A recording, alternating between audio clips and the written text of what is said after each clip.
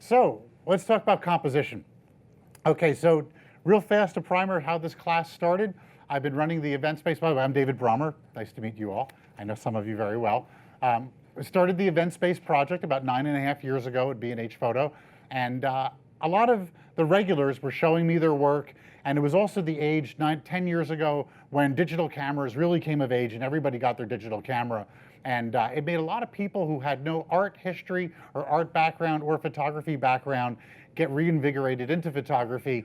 And I saw compositional mistakes abound. I saw some photographs that really were, be straight up, they were pretty horrible. So I said to myself, okay, I'm gonna develop a class and teach you guys everything I know about composition. And we're gonna go beyond the rule of thirds. The rule of thirds is the base, we'll rehash that. I just want to say that I owe a lot of this to my high school art teacher, George Bates. I think we all have certain teachers as we grew up that were very important. George Bates was certainly one of those, and he taught me a lot about composition. I'm a self-taught photographer. I did go to college. I didn't finish college, but I did devour books and learn all about art and photography from books. Eventually, I married an amazing Italian woman from Milan. Actually met her here at B&H Photo. Her friend was buying cameras and she accompanied her. B&H is a great place to get cameras or husbands or wives. There's some beautiful romances that have even happened here in the event space. And I was amazed by Michelangelo. So when I first visited her in Italy, I arranged for myself what I call the Michelangelo tour. And I saw all the major pieces by Michelangelo within 1 month, traveled up and down the boot of Italy to see that work. And so I believe, first off, I want to say that photography is art, art is photography. There is no distinction between it. This is like saying I work in watercolor, I work in egg tempera, I work in oils, I work in sculpture, I work in light with photography, I paint with light. So that's how they're simultaneous. Photography is relatively young in the arts. Photography was invented approximately 1821, where painting was invented quite some time before. But we're going to talk about the history of art in a moment here. And I think it's important that we go over just a little bit of what the deal is with art, and we're going to cover a short evolution of it and how it all starts. So I want to take you guys back to Montana, some areas in France, and we're going to the prehistoric age, and really where art starts, where man starts to take representations of what he sees around him, starts anywhere from 12,000 to 15,000. Now I just read in some archaeology, they're starting in Southern California, I believe, they're talking about some really big numbers like 50,000 going back. So this is petroglyphs. Petroglyphs were cave paintings. And what petroglyphs are was primitive man, in some cases Neanderthal, in some cases Cro-Magnon, primitive man trying to represent the world around him and preserve it for his descendants to see. Now it had a utilitarian aspect to it, and it would show in different seasons different migrations of animals that would come near a specific location, so that descendants could know that there would be an antelope, or there would be bear, or there would be elephants or mastodons in a certain area. And that's really the origin of what petroglyphs are, was letting the next people know what to expect wildlife in the area. And then as man got a little bit more complicated, things like the sun and the moon and seasons changing, and even the concepts of deities and things to worship would come up. And what they did was they would scratch it and paint it into their caves. And it's really the first art that we see on this planet is in the form of petroglyphs. There are 7 cradles of civilization. One of the oldest civilizations is in the Nile. And the Nile was this fertile region north of Africa, as we all know, that is modern-day Egypt. And it's a great cradle of civilization. And what they did was they took it further, and they were the first one to have a written language in the form of hieroglyphs. Hieroglyphs were a combination of images and symbols coming together to tell stories and to mean things. What's very important about the Egyptians is that they grew up in this Nile, this fertile area, and the Nile was famous for being able to give us papyrus. So what they started to do was draw paint their mythology, their learnings, their culture onto papyrus. And why this was so important was that you could take papyrus up You could roll it up, you could put it on a ship, and you could send it to Cyprus or across the Mediterranean to Greece or to other areas. And you could basically export your culture. So let's just look real quickly and go back to our hieroglyphs that are written on stone. It's very difficult to transport stone. However, it was very easy to transport scrolls of written on papyrus. And this is very important for the Egyptians because they're able to send their influence and their learnings out to the world. So merchants could come up, they could do some trade, they could go back with these scrolls, and they could share this culture that they discovered in the Nile. And what their subject matter was it was two things. The afterlife was very important to the Egyptians. They wanted to really codify and understand what happened in the afterlife. They also wanted to, they were traders, and they also wanted to send information about trade. Trade's very important to a culture, both directions, from what it exports and what it imports. But the amazing thing about working with this type of portable paper, as you could see, was them being able to do business documents for their trade. We even saw this with cuneiform, another cradle civilization happening in Mesopotamia. Cuneiform, when they decoded cuneiform, they really thought they were going to find like the secret to life and amazing tricks and records. What they actually found out was business documents, trade documents. So it was very important for that. I like to think that using this papyrus to write on would be very similar to when we print with Epson archival paper. It has a very long longevity, and the papyrus doesn't degrade, so the image stays on top of it. And they would use dyes, and they would use minerals to come up with the colors. So they really start to understand a little bit about colors. You can see this was, I took this from the Metropolitan Museum of Art. We've got some greens and some yellows or sepias, and they even start to use some reds and vermilions. And later on, the most rare of all the colors were the purples. And that's why you always saw purple as a sign of royalty. It was very expensive to work with the purple dye. So this is sort of the ancient civilization. We also see the Greeks are starting to work with urns and work with pottery and putting information on that and decorating that and also exporting that. The Egyptians are really the first ones to put things down on paper, though. If you were ever in the Louvre, you've seen the Venus de Milo, and we don't know so much about the Venus de Milo because a lot of ancient art, it was a very turbulent time. Civilizations would rise and civilizations would crumble. Unfortunately, when they crumbled, in general, their artwork went with them. So you don't see so much work from the ancients. You'll see pottery, you'll see, of course, architecture, but work that can be moved around, you don't see so much. Moving forward, the next big step is medieval art. Now, medieval art is tricky because it becomes very stagnant for a large period of time, for hundreds of years.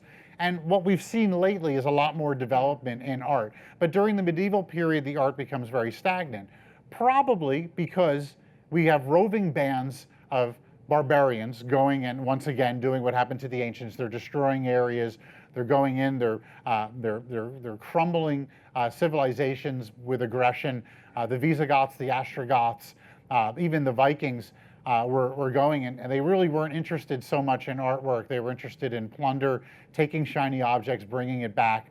You also had something else going on in the medieval ages, and I like to think that in today's turbulent times, we're living on the gravy train right now. Because I want to bring you guys to the concept of plague.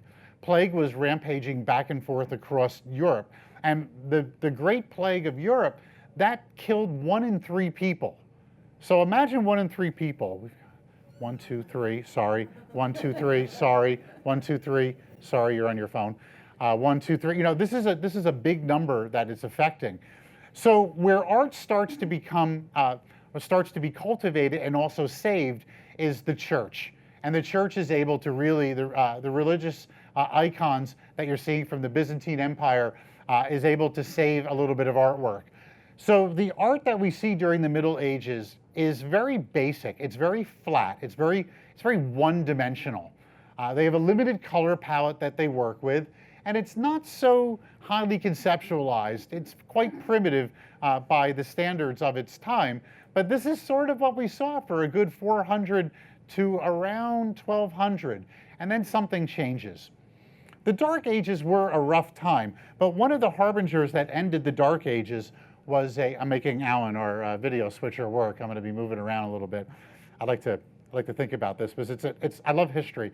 What we've got is a time where the Middle Ages. Boy, this thing's really not. We gotta get some new batteries in there. There we go.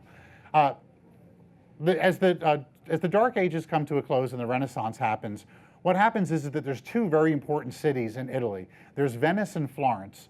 Venice is very important because Venice is an optimal port city, and we're able to launch the Crusades.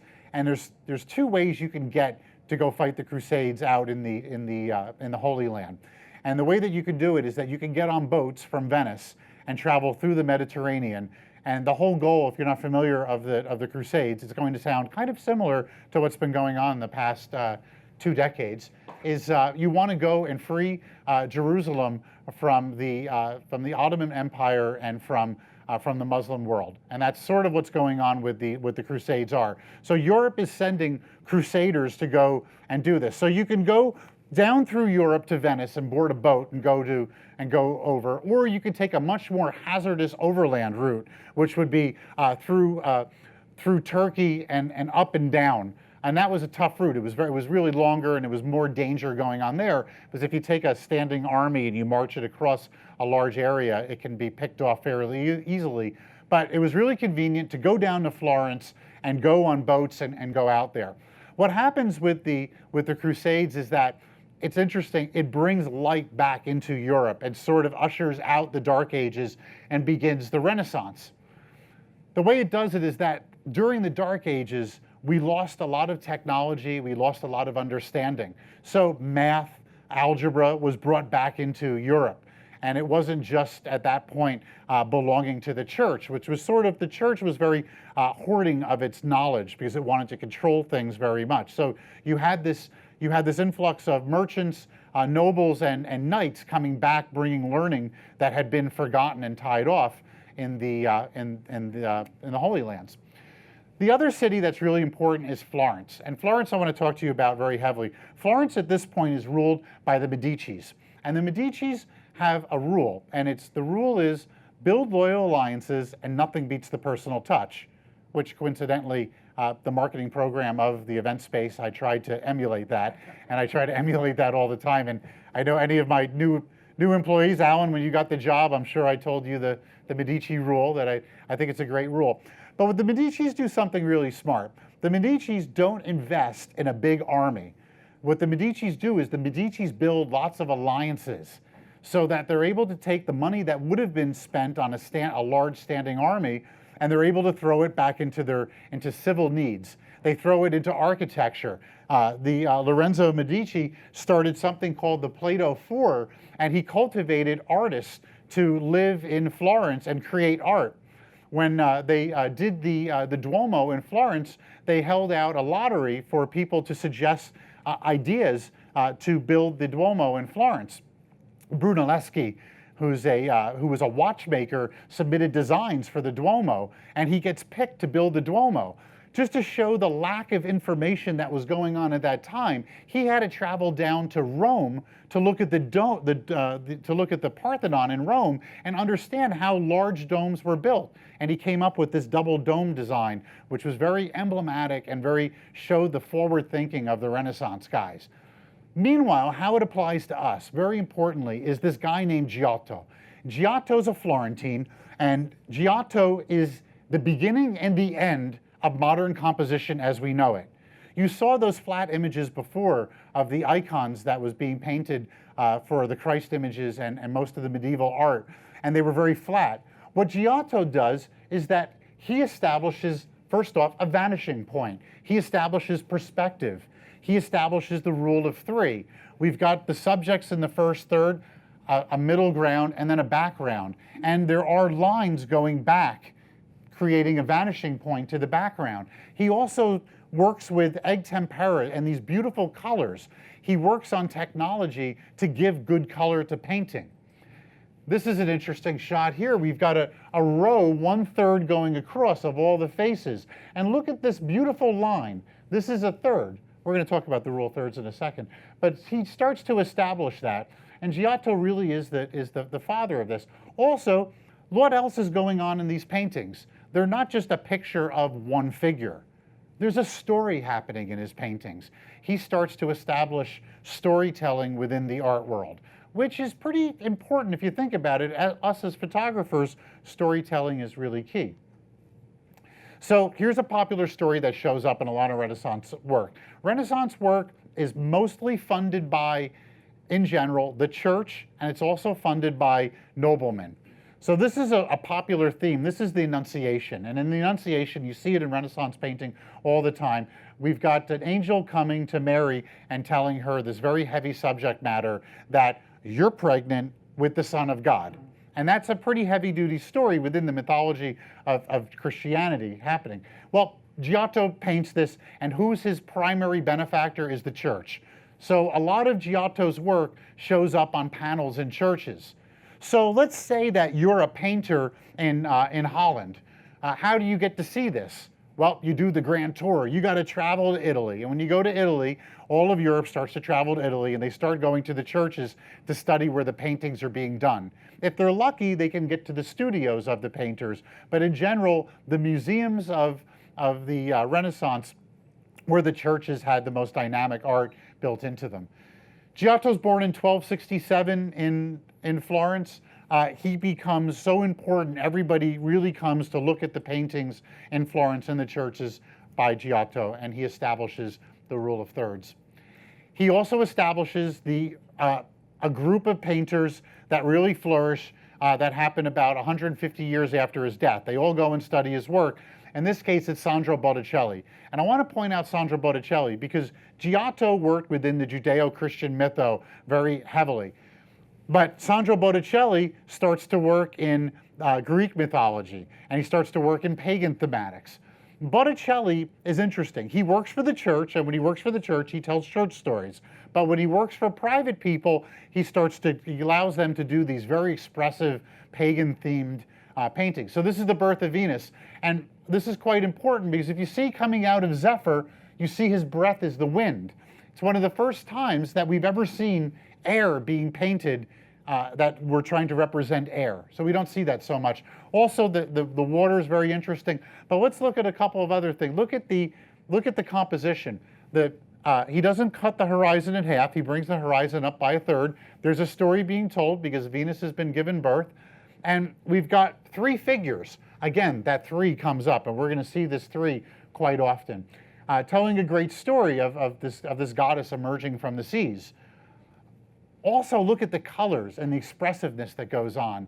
This is a far cry from what we'd seen a couple hundred years earlier, and a far cry from anything that humanity has been able to produce in its time, because the Greeks and the ancients weren't capable of mixing colors like this. They didn't have the technology for it. Leonardo da Vinci is so important in terms of modern art and science because he embodies the concept of the Renaissance man. The Renaissance man is a theory that originates in the court of Medici. And what they teach is that you should play an instrument, you should paint, you should sculpt, you should sing, you should write. And they would go out and they would stand on hilltops and look at the natural world about them and try to understand things. But don't forget, we're coming from the Dark Ages, which was a time where you didn't have time to stand on a hill and contemplate the flowers because you had a horde of barbarians coming and you had to worry about them. So let's just look at I never read the Da Vinci Code. Have you guys read the Da Vinci Code? Okay, I didn't read that. I just studied on Da Vinci and his art. So a couple of interesting things go on here. First off, we've got what's called a perspective line. Every line in this painting ends up on the Christ's right eye. So he's using a lot of math to come up with this. Very interesting work that he's doing because Da Vinci applies math to his paintings. And he's also bold and he tries out new things. There's a great story that on one hallway, Michelangelo is working in a fresco. On the other side of the hallway, Da Vinci is working on it. And they're actually in the same building working on this at the same time. Michelangelo is doing things by the book. Da Vinci starts to do things and starts to experiment. And he evidently does this amazing painting. And then all of a sudden, within a couple of weeks, the painting and the fresco peels off of the wall and falls down.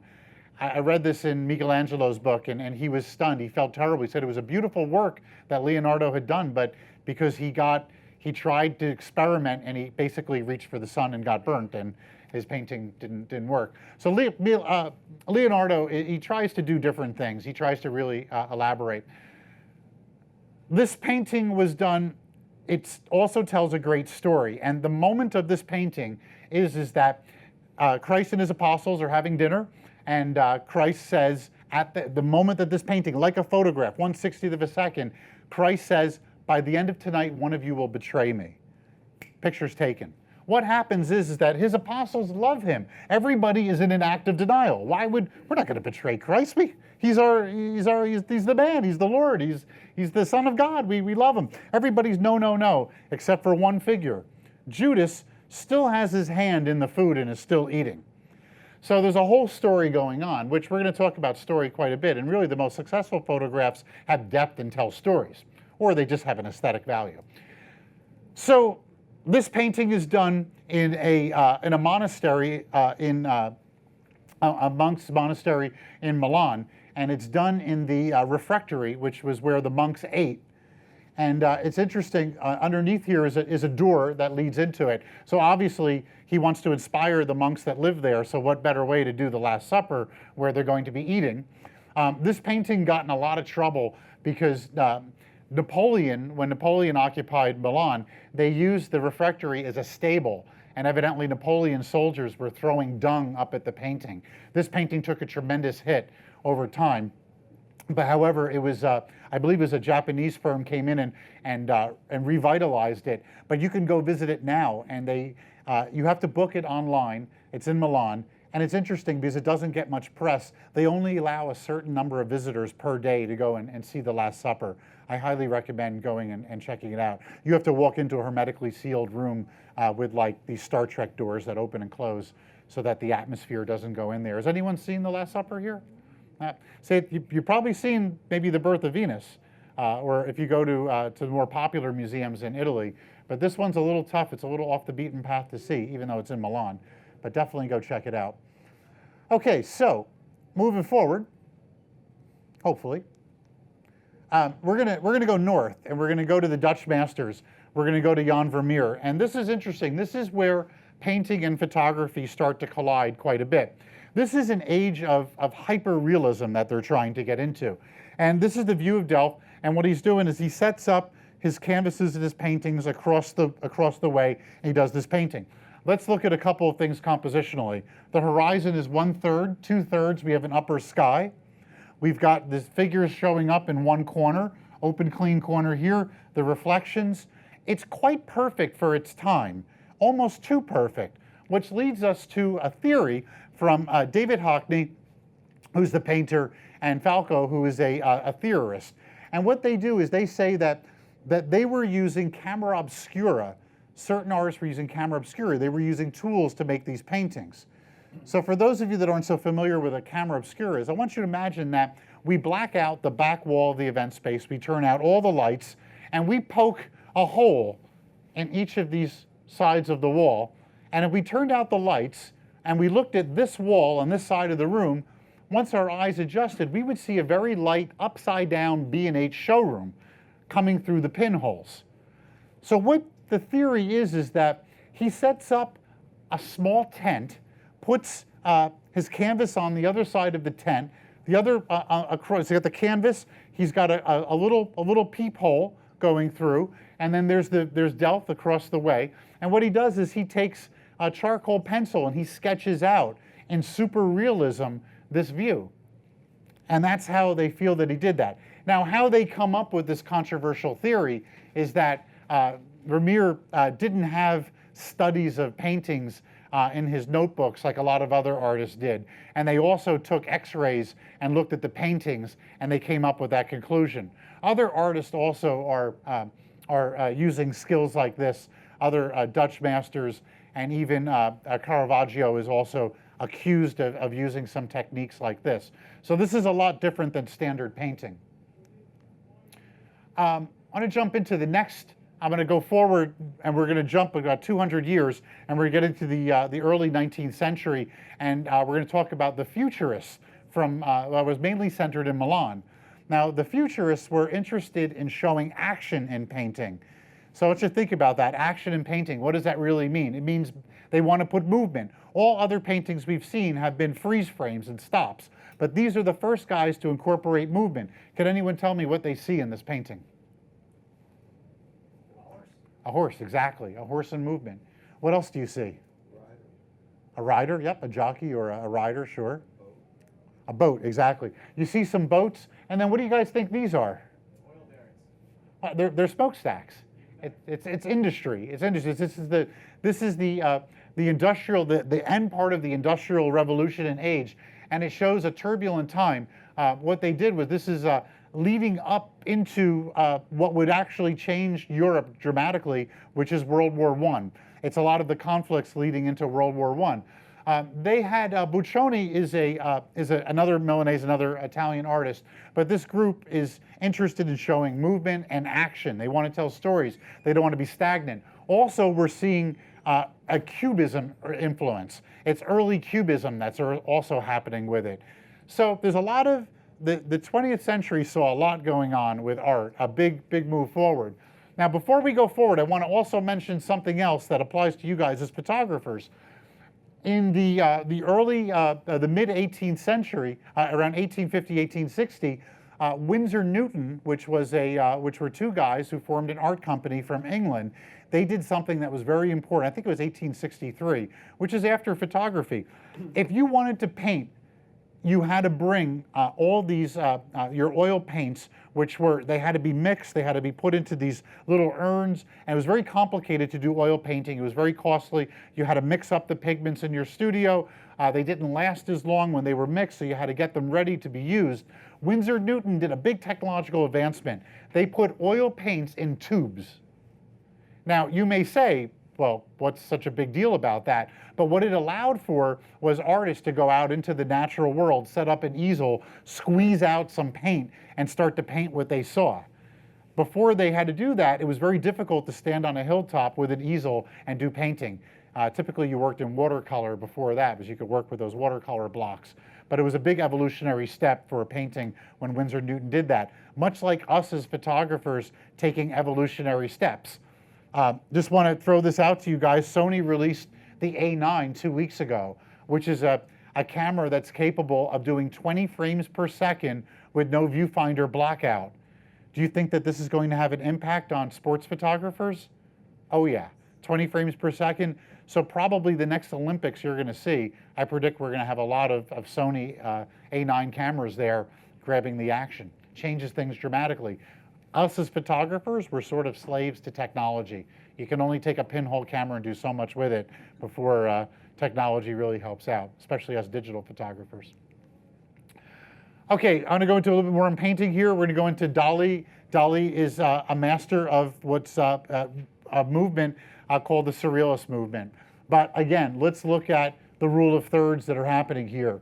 We've got the melting watch happens in a bottom third. The horizon is 2/3 up, breaking the picture into thirds. So we see those rules from the basically he's painting this 1931. We're seeing what was painted in 1265, those rules that were established by Giotto. So again, Giotto is the beginning and the end of all composition. All right, we talked a lot about painting. Now let's just bring it into photography. If you study photography, one of the first things that you learn in photography school is the rule of thirds. And the rule of thirds is again laid out by Giotto. So what it all means is that we're going to take our picture frame and we're going to make a tic-tac-toe on it. And we're going to put something important where the lines of the tic-tac-toe intersect. Now, when you do the rule of thirds, it could be 3 vertical lines or it can be 3 horizontal lines. That's okay. The important stuff happens where it intersects.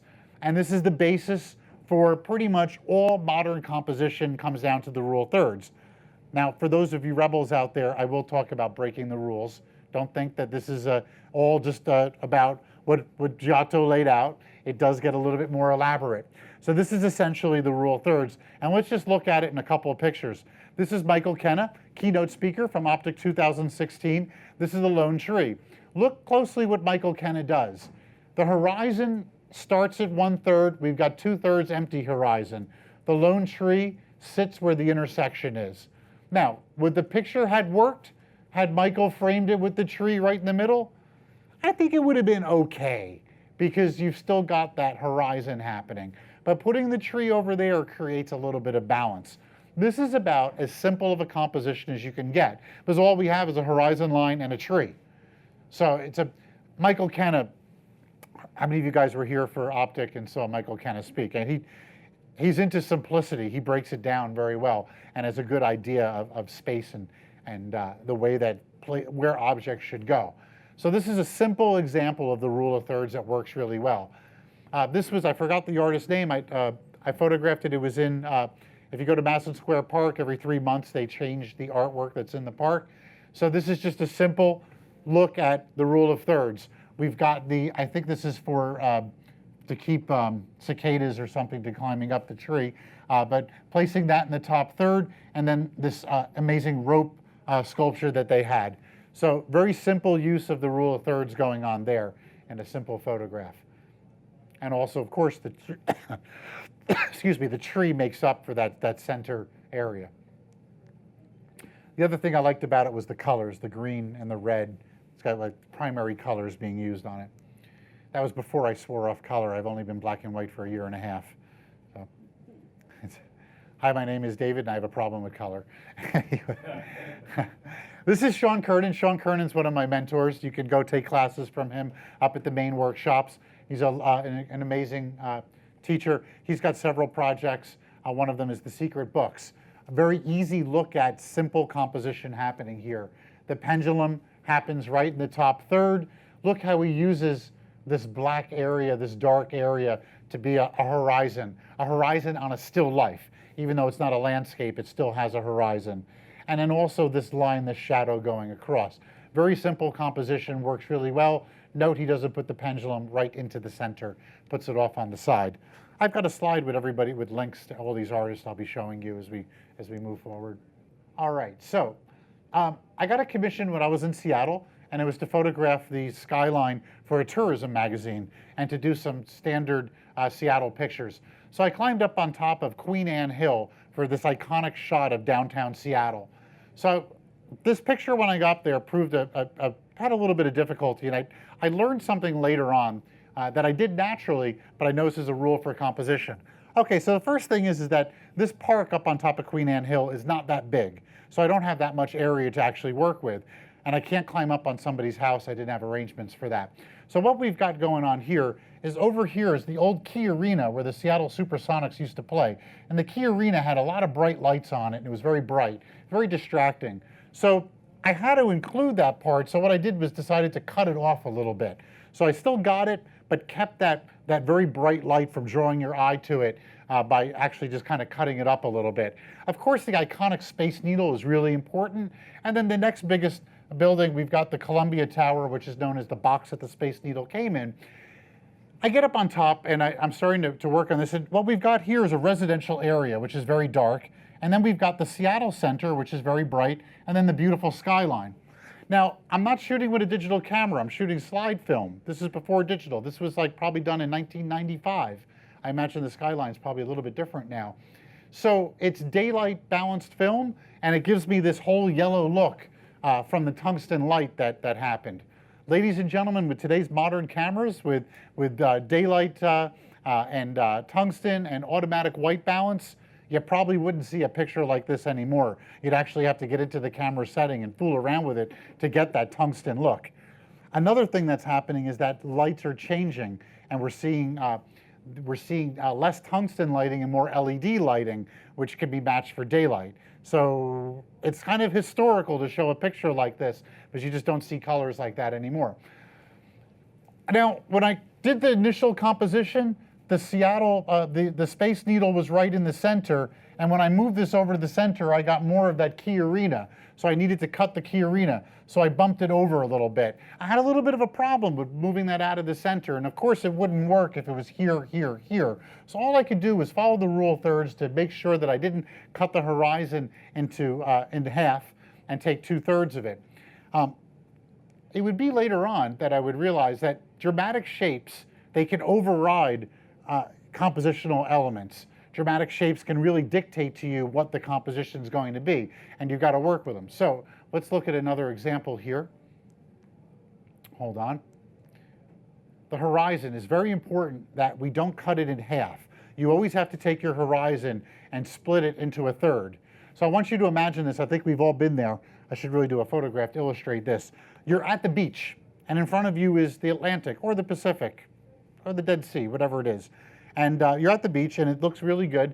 And you take your camera up, and you've got surf, you've got the ocean, and then you've got the horizon. Where do you put that horizon? It's always a challenge. If you aim a little bit lower, you're going to get more surf in the picture. If you aim it more high, you're going to get less surf, and you're going to get more horizon. So which do you do? When you're standing there, make this decision based upon maybe there's interesting clouds. In that case, aim the camera up. If it's a clear blue sky, aim the camera a little bit lower. You may want to put your camera on a tripod and choose a low shutter speed and try to get a blur from the surf coming in. Or maybe it's like low tide, it's very still. So these are decisions that we have to make, but the important thing I want you to do is don't split the horizon in half. Okay, let's go to the next picture. All right, Moonrise over Hernandez. I want you to think back for a moment to the Seattle scene where that Space Needle was just off a little bit to the left. So the story with this goes is that Ansel is riding down in his pickup truck, and he looks to the right and he sees this moon going up over this church in this small graveyard, a Pueblo church, and he sees the clouds with wind in the distance moving very fast. And he says, "Oh, it's a great photograph."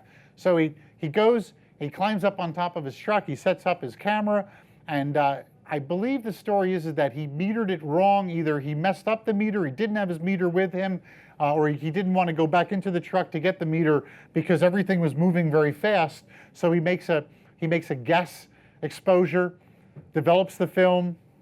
Exposure is terrible. Exposure is very thin. The negative is very underexposed. Puts the negative into his storage, forgets about it for a couple of years, eventually says, you know what, I'm going to work on that. Takes the negative out, starts to treat the negative with some chemistry, and then he starts to get in there, and the wizard that he is, he makes this print, which is arguably, I like his Yosemite work, but this is a beautiful image. But what gets me on this one is that the moon is not directly in the middle of the picture. The moon is just over a little bit, which tells me something that if you've got that dramatic subject, which was either the Space Needle or the moon, you don't want to put it smack dab in the middle of the picture. That's a compositional mistake. But if you could put it a little bit over to the side, you're okay. So he has to put it over to the side because he can't move the Pueblo church, he can't move the graveyard, the clouds are looking the right way, but notice he just doesn't compose it right in the center. So always try to keep that important thing. If it needs to be center and you can't put it here, here, here, here, you can always put it a little bit off center and the balance works. It actually, it maintains its compositional integrity. Notice the horizon, 2/3. 2/3 open sky, 1/3 landscape on the horizon. I can't. When I see landscapes cut in half, it bothers me intrinsically. It really does. Can't do it. So I've been talking about this stuff for a while, and I'm really not a landscape shooter. A couple of years ago, I started shooting a little bit more landscape just so I could kind of practice what I preach. This is the Valley of Fire, and this is a shot again where the landscape, we've got the horizon is on the first third, 2/3 up, and then this little object here, this lighter colored rock, really did something for me, sticking that over here. Alan, I think you were on. Were you with us? No, it was Paige that was with us for this one. So having this rock is what kind of cements the composition down. This is definitely, the jaggies are interesting and makes your eyes move around a little bit, but it was a simple shot. There we go. Okay. Don't split the image in two. What should you guys do? What should you split the image in? Threes, exactly. Okay. All right, so we covered that. We drowned that in. Testing. Just testing to make sure everyone's awake. Okay. All right. More threes that show up in composition is background, middle ground, and foreground. And this is really important, and I want you guys to think about this one quite heavily. For years, I've always looked in the foreground, understood my middle ground, and then tried to find a background. And then we had the photographer Sam Abel come here at B&H and talk.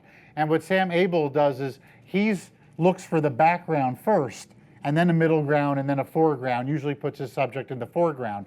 For those of you that know, have looked at it, Sam Abel will be speaking at Optic 2017 on June 5th. Highly recommend come and listen to Sam, because what he does is he kind of turns around everything that we know and he builds things backwards. So this was a shot with a digital camera at f22, the aperture all the way stopped down. And what it did is it made the sun give the starburst effect. A little bit of a little trick there. You don't need a star filter all the time. You can always stop your lens down all the way, aim it right at the point of light. So on this one, metering off of the foreground, we've got the middle ground, and then this background. Very important that we incorporate those three. I try always when I make photographs to think about foreground, middle ground, and background, and always get that in there. Now let's look at the master Ansel Adams, the way that he handles it. This is an interesting one that he takes the glaciers and the snow and creates the foreground with that. The mountains get very tall, and this is what's called scree. The scree can't hold the snow, so you see the darkness of the mountain, and then he's got this incredibly dramatic sky in the background. Probably used a red or a yellow filter to get the contrast up on that.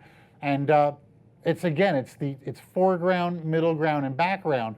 But what he's using, even though the foreground subject, there's nothing like bees or foliage here, he's just using a difference in the landscape itself, having the snow on the glaciers, the scree, and then that background, using that three in composition. Again, not just in terms of the rule of thirds, using it for background, foreground, and middle ground. There's Michael Kenneth's Ratcliffe power stations. I like this one. The foreground is the trees that are there. The middle ground are the power station itself. And then the background, 2/3 up, is this open sky. He goes there on a foggy day so that the ground light give that drama going up on top. And there's also real good positive and negative space, which we'll talk about in a couple of minutes. I think that this is a good use. He solved a problem here, because what do you think is in front of the power station? Housing? Could be a parking lot? Power lines, a fence, fencing, exactly, something very ugly. So what he does is he masks that by making that dark and is making the exposure for the details that are in the fog. So he takes care, if there's a parking lot here, that would really not look too good. So he uses the foreground with an absence of details. He makes the foreground just a very dark area. Another thing that you can do with foreground, this was shot from a restaurant in Paris, and I like to always show this picture, even though as I updated this presentation for today, I was like, I should probably pull that picture. I've got better photographs. I was like, I'm going to keep that because it did something, a couple of things happened here. So the foreground has the buildings that are a little bit more detailed. You can see it a little bit better. But as we go up Montmartre, we lose detail. Same architecture is there, but it's smaller. You can't see the details as much. So the middle ground just becomes a tangle of civilization that is Paris. And then the background are these Matisse-like clouds. I love those clouds, were fabulous. And then we've got Saint-Michel up on top. And notice again, not putting it right in the center, putting that important subject over just a little bit.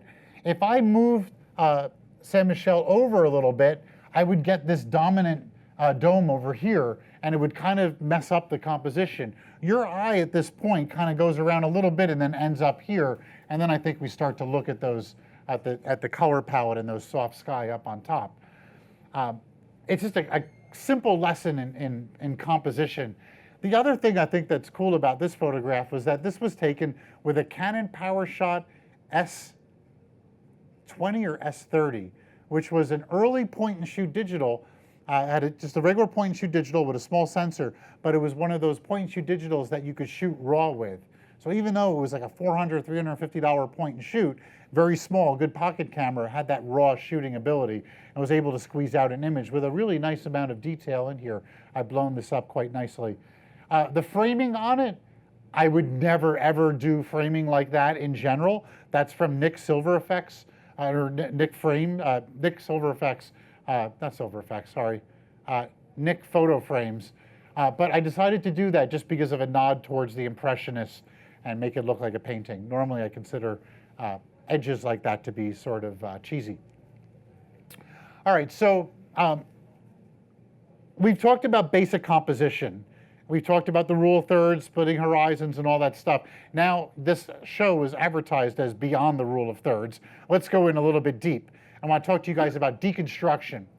So Roland Barthes is a French philosopher, and he gives, in his seminal book, Camera Lucida, which I highly recommend you guys all go out and get a copy of Camera Lucida. You can jump on Amazon, you can go to Strand Bookstore, you can pick them up for around 10 bucks.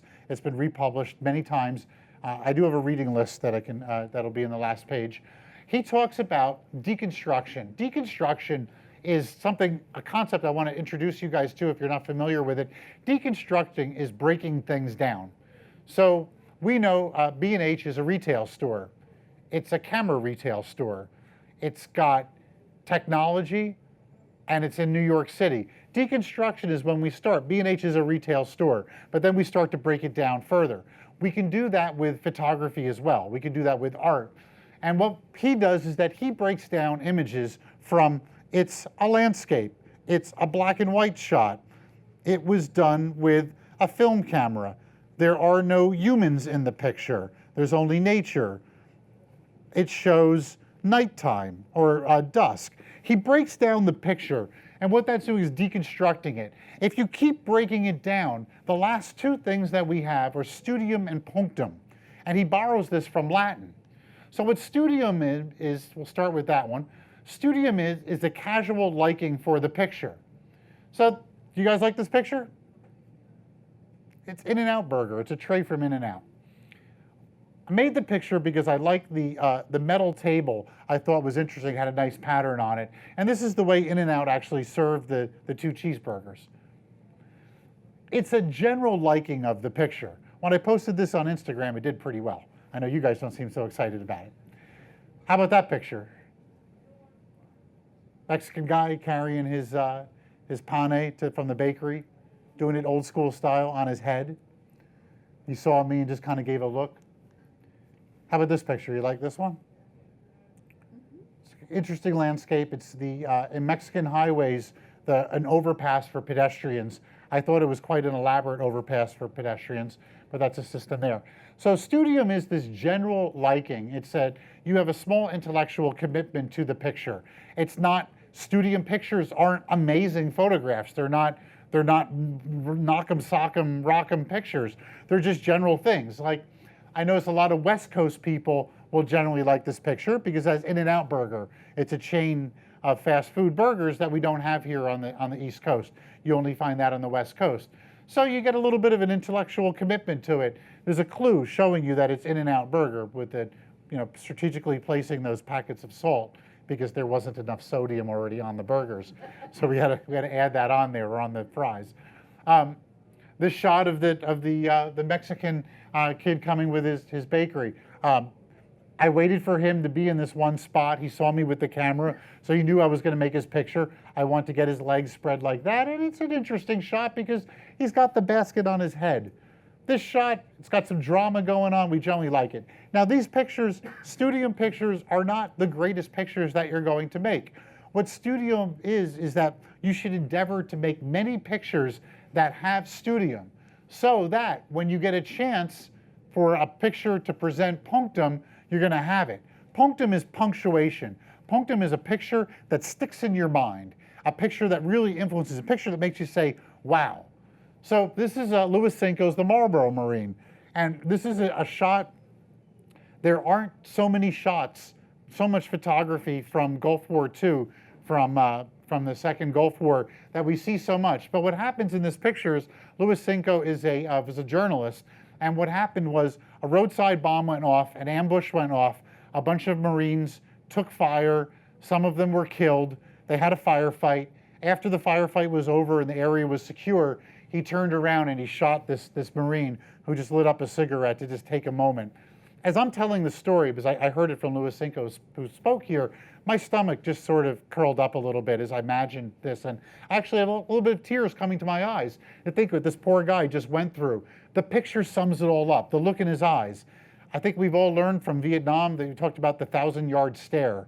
1,000-yard stare is when you've seen hell and you don't have the same view as someone who wasn't there. So he just saw his friends die. He's taking a breather. That's punctum in his eyes. There's a few photographs that became very famous in Gulf War II. This is one of them. Doesn't always have to be the hell of war to show this. This is Elliot Erwitt. And I love this now because I've got a Chihuahua now.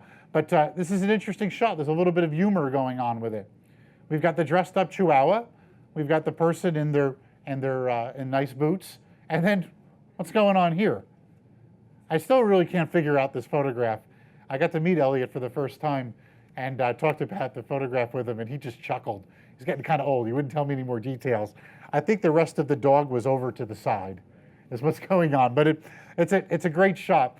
And this little guy causes the punctum here, which I think that Chihuahuas are masters of punctum. But it's a shot that sticks in your mind. It's one of Elliot Erwitt's finer shots. I've seen this at the Metropolitan Museum of Art. I've seen it at MoMA, and it's a beautiful shot. This was a shot that I made in Saint Mary Glace in France, in Normandy. And what happened here was that there was this was a church in Saint Mary Glace, right in the center of the church. When the paratroopers landed, they were securing the area, and these German soldiers told the priest in the church, hide us, hide us. And the priest said you could hide behind the refectory over there. And then the priest went out, he found some paratroopers and said, hey, there's Germans holed up in the church. The paratroopers went in, they got into a firefight with the Germans. Of course, Normandy, we won there, they killed the Germans. But when I was walking through the church, I found this bullet hole that was in the glass holding the saint. And I looked past it, and there were little pieces of paper that people would put with their prayers on it, and they would put it into the bullet hole. And this is the punctum of that shot. It's what makes that shot interesting, is that bullet hole going in there. Very difficult to photograph. That light was a reflection in the glass from across the way. Really tough shot to make. But punctum is pictures that have a lot of depth to them, and they actually get the viewer. This was shot in Mexico just this year in the Isle of Dolls, and it's got this arresting view of the doll just looking right at you. This area has 2,700 dolls that have been put up starting in the 1950s or in a state of degradation. The dolls were put there by a guy who lived on the island to scare away the spirit of a girl that drowned off the island, and he couldn't swim and couldn't help the girl, and the spirit was evidently haunting him. He started putting up these dolls, and they stopped the spirit from haunting him. And then sometimes there's double punctum. And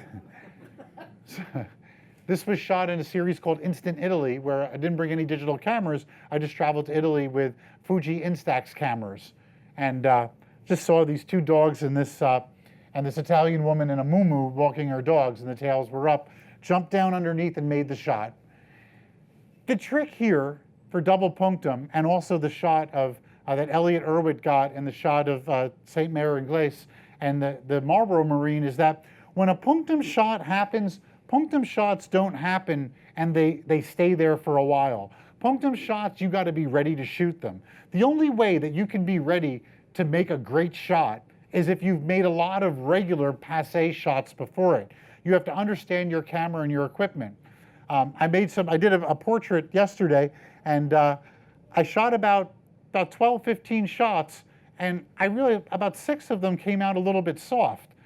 I had taken my camera out of auto ASA mode and put it into a low ASA, a low setting of 200, and there really wasn't a lot of light, and I sort of blew it. Luckily, I got a couple of shots, but the trick is to really know your gear. I've only had that camera since December, so I wasn't so adept at playing around with the ISO. But what's important is to make a lot of shots, always carry your camera, and understand as you shoot more, compositions will find themselves a little bit easier.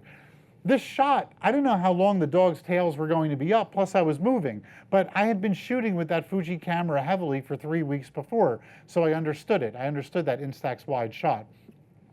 To get that shot of St. Mary Glace in that church, it was very dark. I was using, it was an 8x10 camera. It was really tough to make that shot. But again, I felt confident because I played with that camera quite a bit. So Studium is what 99.999% of your photographs are going to end up being. Kind of boring shots.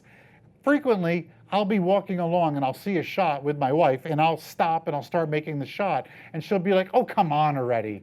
And she's like, what are you doing? And actually, we got a nickname, photographer Gabriel Biederman, his wife and myself in Italy, my mother-in-law nicknamed us Click, Clack, Cluck, because we were constantly stopping and making shots. These weren't great shots that we were making, but it's important to make those shots so that when a great shot does come in front of you, you're ready to make the click and you're ready to make the shot. I think that's really important. I want to talk to you guys about positive and negative space. This was a gift that my mentor, my teacher, George Bates, really drummed into us. Positive and negative space, this is what really makes a photograph. This is a dance that happens with your eyes as you look at a shot. So here we have two very important shots from Henri Cartier-Bresson, who is arguably one of the most important men in photography. As Giotto was to painting, Bresson is to photography, because he gave us, does everyone know what he gave us? The decisive moment. The decisive moment is that punctum shot where you're ready and you make the shot. So let's just talk about decisive moment for a second here. The Parisian jumping over the area here, this is the decisive moment. He's in just the right spot. The decisive moment here is getting all these kids right in the specific, in a pattern. Now, negative space is empty space that fills a void around the subjects. The subjects are the kids. The negatives, those are the positive space. Subjects, the subject usually resides in positive space. Negative space is the environment or patterns. So let's look over here. We've got the subject, positive, and then the negative space inside. Negative space, positive space. These lines up on top, the horizon of the buildings, negative space, positive space of the buildings. Reinforced with the fence going up, mimicking the fence here. And then you see the reflection of the fence here. This one I love is look how crowded the faces are here. But look how spaced apart the faces are here. So we get that negative space coming in, and then it gets crowded. Now there's one other thing, that's an element that's on this photograph that is part of the negative and positive space. Can anyone tell me what the element is? A spiral. A spiral is a beautiful thing. If you can find a spiral in your photograph, thumbs up to you. That's really important to find that spiral. So in this shot, we've got that beautiful spiral of negative space going up and around. Another thing that Bresson does, look how he frames it. This kid, and then where does the rule of thirds happen? The kids over here are in that one quadrant, but then the circle is down a little bit. The circle is not straight in the center of the photograph. Very well, it's a perfect composition. Look at this part of the spiral here, going up. He incorporates that little dark area as a framing device. It's about as good of a composition as you possibly can get. I don't think it could be any better. Of course, this one shows positive and negative very well on timing, that decisive moment really well. Positive and negative space makes your eyes move around the picture. So this is a frigate bird wildlife I was shooting at Galapagos, and I loved it for positive and negative space. It's got a great face, but great positive and negative, black and white, contrast, boom, and you've got these lines here. The cropping on it, I think, was key, and I did crop and post a little bit because I wanted it to show, like, how big is this bird? You really don't know because the wings have been strategically cropped. And then cropping here just created some nice positive and negative space on it. Look at the rule of thirds. The face is right here. This is where we can see some detail going on. And these jaggies, these jaggies were, that was its feathers. They were jaggedy. Just want to throw out a shout out to the Canon EOS 7D Mark II and the Canon 100 to 400 lens. Oh my God, I've never gotten so many in-focus pictures as I did using that combination. Canon autofocus is just really wonderful. Anyone shoot Canon here? So you like your autofocus? Yeah, it's like It's amazing. That camera in particular, 11 frames per second, able to capture it really well. Okay. This is a photograph taken with an old Fuji S1 camera and a lens baby. A lens baby attaches onto your DSLR or mirrorless camera, and you can move the front element around, making the focus point go into different spots, and then you create this blurriness that you can control based upon the aperture ring that you set the lens at and where you move that front element with. But let's look at these two pictures, and I want you guys to tell me which photograph has better use of positive and negative space. The one on the right does. Anybody on this one think this one does? Usually when the class is filled up, there's always one. I believe that the correct answer is that indeed the one on the right. And the reason why is that this area here, the foliage doesn't touch the building. I think that's a MetLife building. Over here, it touches it. So this is part of building up a shot. So what happens is that I look up, I see the foliage, and I want that to be a framing device for the picture. Take the camera, set it up, make the picture, and then I chimp the camera. You're familiar with chimping the camera. That's when you take a picture and then you look at it, you go, ooh, ooh, ooh, ooh, ooh, ooh. That's chimping the camera. So I chimp the camera and I'm looking at it and I see that this is touching it. So what I do is recompose the picture, but this time I take one step to the left. That one step to the left gave me this delineation here. And what I was trying to create with that delineation, again, this is another Studium shot. Good shot, blue sky, looks good, interesting building. That's about it. No real punctum going on here. But what we've got is what I call a river of negative space that goes around. So the negative space just takes the subject and gives it a place to live in. And it's uninterrupted. When we had it like this, I felt that the tree blocked it up, and the river was stuffed up. It was clogged. This shot allows the negative space to flow around the subject a little bit better. Simple shot. Okay, so two more Elliott Erwitt shots. This is why Elliott Erwitt is a legend. It is just such an amazing photographer. Look at this shot up on top. Look at the negative space going around. Now, this is the decisive moment. What he's doing is he's going to he's traveling across country, and this is like an old school dance in a gymnasium or a dance hall. And so we've got the subjects here dancing. You can lightly see the face. Over here, very anonymous, can't see the face. But look at that negative space going around it. I'm going to assume that that people were dancing and he waited in that spot till it happened, and then he clicked it with great timing. Note that he made this camera with not a modern digital camera that's 12 frames per second. It's no Sony A9 20 frames per second. It was probably a Leica or a Nikon where you had to advance it. So that meant that the timing had to be perfect on it. And then let's look at this one down over here. The negative space here is actually using bokeh, is using a little out of focus depth of field to create the negative space here. In terms of rule of thirds, this is exactly in the right picture. Well, I tip my hat to Elliott Erwitt for creating perfect pictures. The horizon 1/3 up, this line over here in 1/3 really makes for a great shot. But this one astounds me because this is a picture within a picture, which is a beautiful thing if you could actually kind of make pictures within pictures themselves. That lends a depth to the photograph, lets a viewer really have to get into it. This was a still lens baby on the other side of the park, and what I want to do here is use these as framing devices. The negative space very clearly goes all the way around it. And I remember taking the photograph and just moving around, because the lens baby doesn't zoom, so you have to move around, trying to get it perfectly composed. And that's a good example of positive and negative space working with your subject. Here he is. I introduce you guys to Eisenhower, the little guy. That is a big, well, he doesn't know he's a little guy. Okay, so I want to make these pictures of the little guy, and we're going to start an Instagram account for him. And here's the first picture that I made. And basically, my wife said to me, he's a handful. And I was like, just one handful. So I held him up with my left hand, took the picture with the right. Looked at the picture, was like, something's missing here, doesn't look good. So I want to go back to this one. So these are some lights that we have in the house. And what I did was taking the camera just perfectly getting that corner, getting those lights in there, just to break up the picture a little bit, all this negative space around him. And then just for image complexity, which we'll talk about in a second, I switched hands because I've got the Elder Futhark tattooed on my arm. Figure we've got an interesting looking dog, we got a relatively interesting looking arm. Let's make sure that we get a little bit of the tattoos in there. Post-processing, built up the drama a little bit to give and increase the contrast, make the wall a little bit whiter, punch it out a little bit.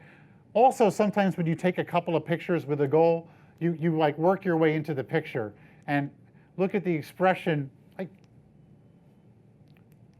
Look at the expression here versus the expression there. I definitely got a better expression here. He's channeling his inner Marty Feldman with this picture. And also just the positive and negative with the ears. And I love that when I switched hands, this line to me means a lot that's going on right there. That line helps tremendously. This shot it's not working because I got the tail in there and it just worked out a lot better. So looking at the image, where does the viewer look? The viewer, I like to consider every photograph should be a journey for the viewer to take on when they look at your photograph.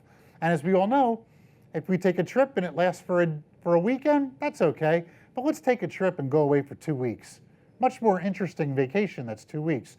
So if your image has a lot going on inside of it and can really take the viewer on a trip, that's where we want to go. Now mind you, in today's world, people look very quickly and move on to the next thing very fast.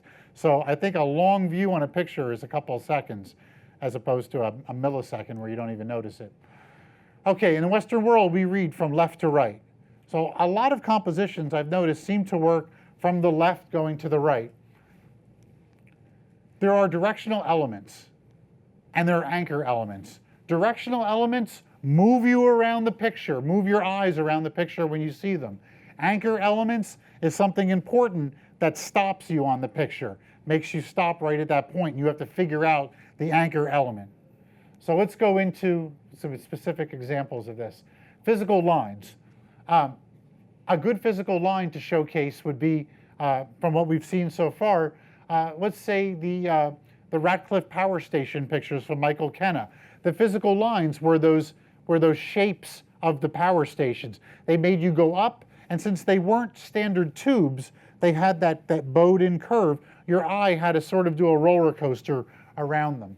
Physical lines are in the paw coming out from the little from Eisenhower. That the little foot, his leg, was a physical line coming out. Spatial lines are those positive and negative rivers, which I think are really critical. So you've got wide open expanses of light, white areas, and then that river going through it makes you look at the picture and follow that around. And that's done with space itself. Physical lines could be power lines. They could be, we're going to look at some more, we're going to look at some pictures from Bresson in a moment where there are curbs that are actually a line. Highlights and shadows can also, large highlights and shadows can make you go into a direction as you look for them. Spatial features, a directional gaze, where you're looking at something, the subject is looking at something, and you find your eye going where the subject is looking. We'll show some more examples of that in a moment. Anchor elements are places where you have to stop and look. So an anchor element can be a subject. So when you looked at that picture of Eisenhower, I think the first thing that you noticed were his eyes, also his ears. Those ears were pretty impressive. You got to stop on that. So that's an anchor element would be that important subject there. Objects will also cause you to stop and try to figure things out and see them a little bit better. So in the case of some of the images that we've seen so far, a good object would be that cigarette coming out of Louis Cinco's photograph of the Marlboro Man, or the bullet hole in the St. Mary Glace Church. Highlights and shadow masses also can be, I want you to think of the shot of the dancers, Elliot Erwitt, when you just kind of saw the face out of that dark, shadowy area. That shadowy area drew your eyes to it, and then you kind of made you look at it a little bit. As you slowly looked at that dark area, out of the shadow, a face came out of it. I want you guys to do a little exercise now here in the room, or if you're watching this on the internet, I want you to identify the darkest area of this room looking forward. Or if you're watching on the internet, just look away from your computer screen and try to look for the darkest area in the room.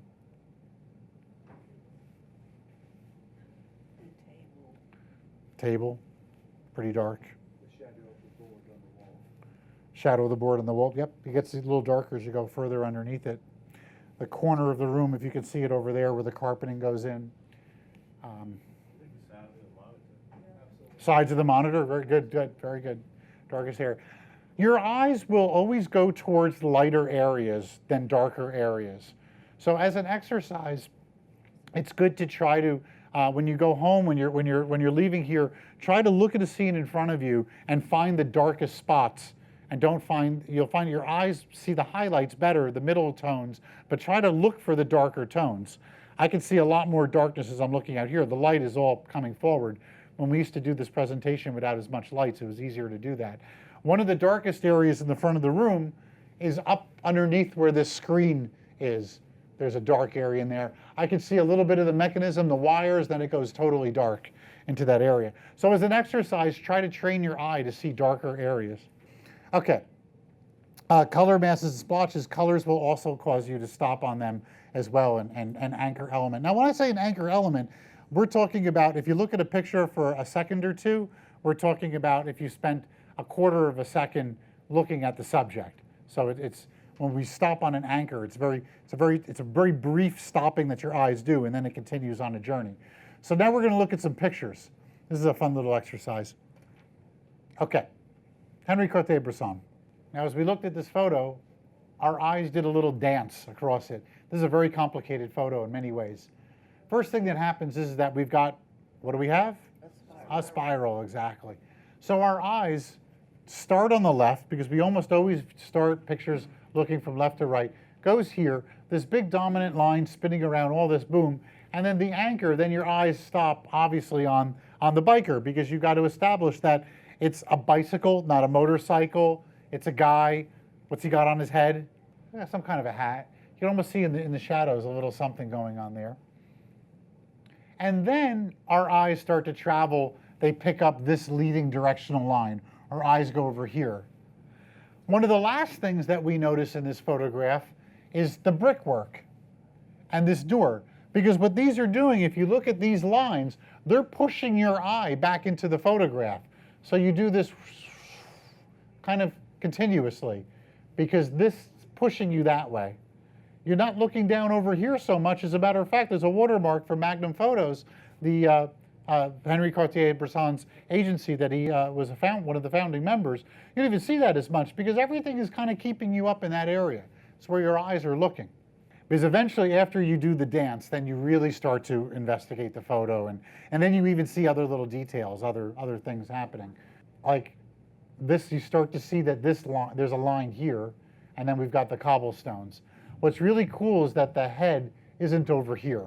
If the biker was over here, it would kind of spoil that horizon, that line horizon that's there. And then you start to see these squares too. As you look for it more and more, you see it. Really interesting the way your eyes go. Okay, ready, guys? Here's the next picture. Pay attention to where your eyes do. Okay, by the way, punctum. For you, those of you that giggled, that punctum, this picture's got it. It smacks you in the face. Literally, because of the kid's face. Okay, let's look over what's going on here. Another Bresson image. So we start here, we go, and then boom, we're anchored onto that face. It's that expression. This expression's awesome because he's got the attention of the girls. There's a guy with a camera photographing him. He's proud. He's the bee's knees, but he's got the bottles of wine. Look at the girls are like laughing, and this is what every boy wants to do, is impress the girls. As long as he's not at the age where the girls have cooties. At a certain point, boys just want the girls, but before that age, oh no. Okay, then we got lines going up. And then later on, we start to notice these spectral figures in the background that are sort of hidden in an out of focus bouquet blur.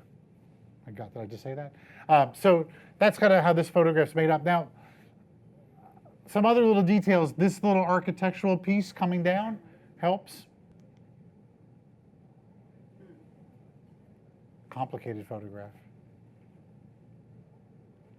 Richard Avedon he's my main influence is Richard Avedon. I love Richard Avedon. This is Dovima with the elephants. Dovima was she was the Heidi Klum of the 1950s. She was a great fashion model, a beautiful, elegant woman. Complicated photograph done with an 8x10 camera. There's, if you guys could go to the Whitney Museum, the Whitney has their Biennale going on right now, but the Whitney also has a really big version of this. It's quite large. It's stunning when it's large. What's going on with it? Well, we slide in from the left. We stop at this gown because we've got these darker subjects and we've got the pale model right in the center. We've got to check out that line. And then our eyes continue across. And then this is this very delicate hand in front of the elephants. A nice little contrast going on. And then also, this is a Dior dress. We start to notice this pushes us up. There we go, pushing us up into the picture. This line helps to elevate the picture. But I want you guys to look at the picture a little bit more for a second, and we start to notice some other details that we don't see right in the beginning.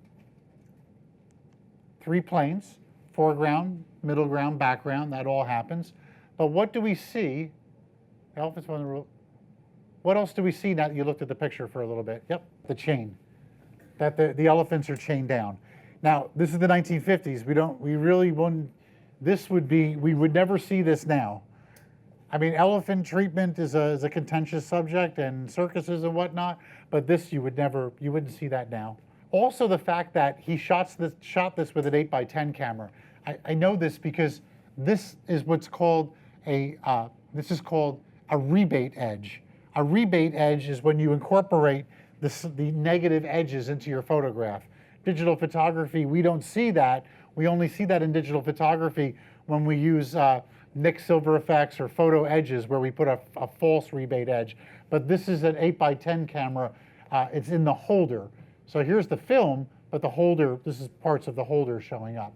So he managed to shoot this with that. It's an amazing shot. It follows beautiful composition, and the fact that it was done with 8x10 and the elephants. Shot outside, this is the side of the tent where it was photographed. Not a big backdrop, actually, using the tent. Okay, image complexity. These are 2 images, vastly different, and I want to illustrate complexity.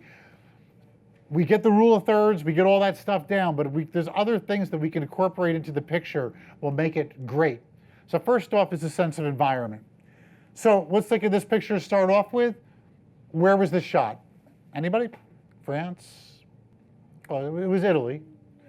And the reason that we kind of know it's Italy, there's some tip-offs here.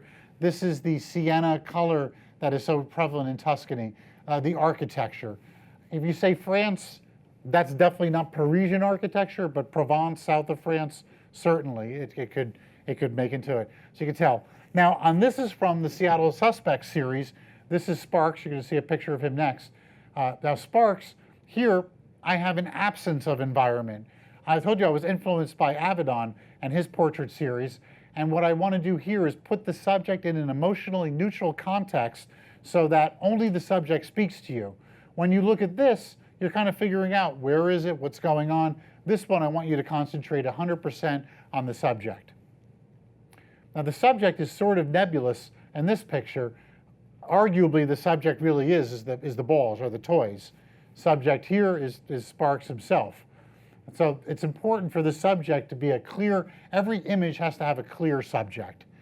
You should be able to point to a subject within the image. If you've got an image with multiple subjects and there isn't one primary subject, you've diluted the image. You're not really saying what's going on. Subject should be clear. It should inform you about itself.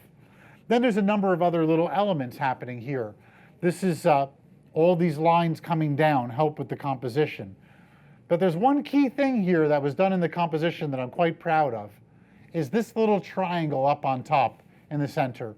That blue triangle matches the color palette that's down here, and it creates a balance and a relationship and makes it a decent photograph. But this is, again, I think a Studium image, not a punctum image, but it creates that little dialogue going back and forth. The elements over here are a lot deeper. Spark shows up in my studio, and he wants to do, he's got a tuxedo with him, and he's got this janitor set up. And what he does here is there's a number of little elements happening. So the Lusty Lady was a female-run peep show in Seattle on First Avenue across from the Seattle Art Museum that was very famous because they had very contentious, whatever the Seattle Art Museum was doing, they would make fun of it with their marquee on the outside. And they were female-owned and run, and they were empowering of the girls who worked there. It wasn't like there was a sleazy guy managing it. It was run by women, even though, yes, it was a sleazy peep show, but still, it had a little thing going on with it. So it's called the Lusty Lady. So he's got the T-shirt having that, the tank top having that, the look, the cigarette coming out, and that is an element of, is a motion happening on his face. These are all elements that are key to it. Notice positive and negative space. I turned this just so I can get that line in there. I didn't want this hitting the toilet scrubber. It was important that it worked that way.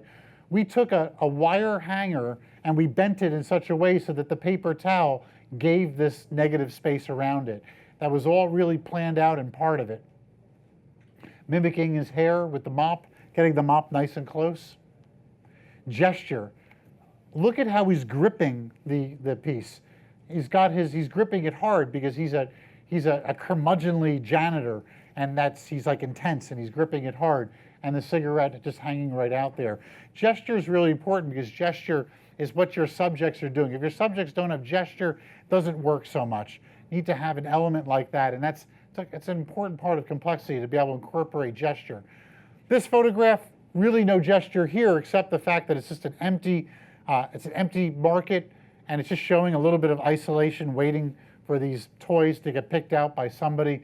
There's only one human really present in the whole picture, and she's turned her back to you. It's the opposite of gesture. It's not giving you any gesture. It's just giving you these lines to make it a decent photograph. But does the story have a voice? Does it tell it? Does the image tell a story? Is it speaking to you? And this is really important that it speaks to you. So this is Sparks. I shot that other shot of Sparks in 1996. This is Sparks I shot 2 weeks ago in 2017. He moved from Seattle. He's an art dealer here in New York City at Michael Lawrence Gallery. So let's just break this down a little bit. We've got our subject is obviously very clearly Sparks on the motorcycle. He's interesting because he's hunched over. It's a bobber, so it's a very specific motorcycle, very uncomfortable to ride, very loud. He was coming down the street, and I got in a position so that One World Trade Center would be just in the right spot. Very important that the Trade Center is in there, because this tells you what city it's in. It's giving you it's giving you an environmental context to know what city it's in. As far as the gesture, him hunched down, the hand's really on it, and also, can you tell he's going fast? Because he's going a little bit over to the side. He's leaning a little bit. Because he just basically came down and went right past me. That's all part of it. Also composition, these lines, I was very happy with these lines coming right down on him. That worked out quite well. Relatively tough shot to make. It was about 2-3 weeks ago. You could tell that there's no foliage on the trees. It was just starting to come up. This is shot on West Broadway. Okay, what does the image say? Well, that one said room. It was a loud, boisterous motorcycle. It's important for it to say something. Let's look at Eddie Adams. One of the most important photographs from the 2 photographs came out of Vietnam. They're very important. Eddie Adams, the first one. It's the general executing the sniper. This is punctum. This is an important shot. This is a photograph that literally changed the tide of the war for America and started the movement to end the war and get things out. It shows the brutality of war. And there's so many things happening in the picture. The face on the South Vietnamese guy is incredible. It's intense. The action of things happening around. The street has been cleared from wartime. These 2 little clouds taking up the beginning. And then this forlorn look at this guy is about to be executed. I think that journalism and punctum go hand in hand, very important. Because if you want a picture to be on the cover of the New York Times, it's got to have something really, it's got to tell a story. It's got to have a voice. Something a little bit more, a little quieter. Robert Frank. Henri Cartier-Bresson, so important for photography. Robert Frank, so important for photography. What's happening here? Where's this picture taking place? England. We could tell because of that architecture going on right there. It's definitely not Philadelphia. What's happening? A funeral, right? It's early morning because of the fog. And also there's a picture within a picture. He put himself in a way that this subject over here with the papers is right in that picture within a picture. And then I love that this element is running away, and maybe he's telling a story. Is he delivering papers? Is he announcing that there's a funeral going on, that somebody important has died? There's a lot going on in the picture to tell a story and see what happens.